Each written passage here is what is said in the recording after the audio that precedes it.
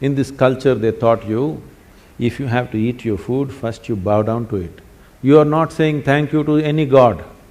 Okay, please don't do this. If at all, if you want to thank somebody, thank that poor farmer who doesn't eat what he grows and gives it to you. We are not thanking any gods, we are not looking up and saying thanks for the daily bread, whatever. We are just bowing down to the food because we know how you treat the food, accordingly it behaves within you.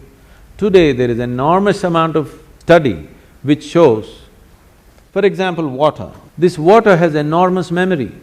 If I just as much as look at it in a certain way, its molecular composition changes, not the chemical composition, but the molecular composition changes and it behaves differently.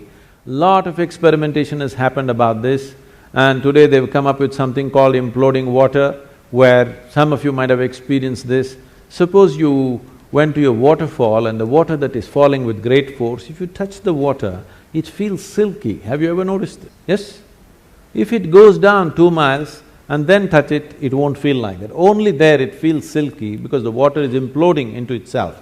Now they've created imploding machines, you can implode the water and you feed this water to your plants. With 10% of irrigation, you can get the same results, simply because the water is imploded. These imploding machines which were made in UK, we are kind of getting them for the local farmers, so that the water is imploded. With minimal water, you can grow the same crops, because just changing the molecular composition changes so much. We have always known this. This is why do you think people go to a temple and they're dying for the 2 drops of water? Because the water is supposed to have the memory of the divine, supposed to be in touch with the deity, and there is supposed to be memory, and you take it and it's supposed to work. If this whole science is managed properly, but today we don't know how it is in most of the places, but possibility of changing how the water behaves within you just by treating it differently. Before drinking, just bow down to the water, don't see it as a commodity, it's not a commodity. It is life-making ingredient.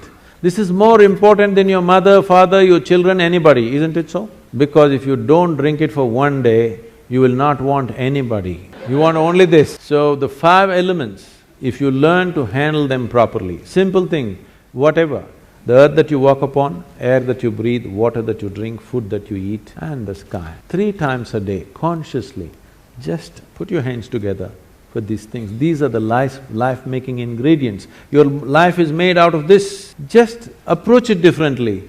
You will see your health situation, your sense of well-being, your stability, everything will be greatly enhanced. If you want to do proper practice of Bhuta Shuddhi, please come, we have elaborate systems of Bhuta Shuddhi. Probably nowhere else in the world right now, these kind of systems are offered, but they will need a certain amount of preparation and absolute dedication to pursue them.